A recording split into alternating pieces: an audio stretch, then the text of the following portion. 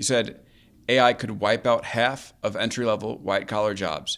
You cut off Windsurf's access to Anthropic's top-tier models when you learned that OpenAI was going to acquire them. You asked the government for export controls and annoyed NVIDIA CEO Jensen Huang. What's gotten into you? I think Anthropic, myself and Anthropic are always focused on kind of trying to do and say the things that we believe. And I think as we've gotten more close to AI systems that are more powerful, I think I've wanted to say those things, more forcefully, more publicly, to make the point clearer. I've been saying for many years that, we have these, we can talk in detail about them, but, we have these scaling laws. AI systems are getting more powerful. They're going from the level of, a few years ago, they were barely coherent.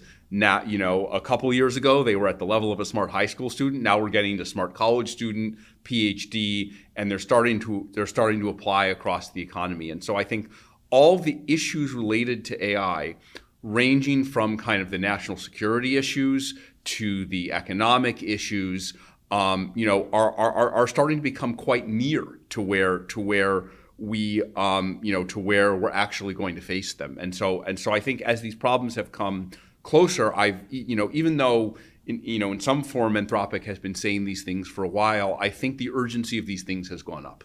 And I want to make sure that we say what we believe and that we warn the world about the possible downsides. Even though no one can say what's going to happen, we're saying what we think might happen, what we think is likely to happen. We back it up as best we can, although it's often extrapolations about the future where no one can be sure.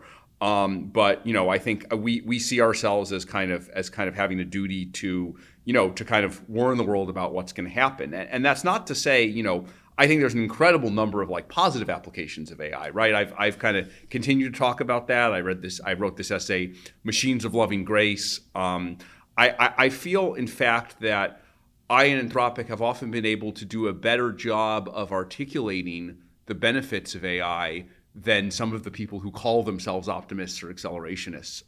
So I think we probably appreciate the benefits more than anyone.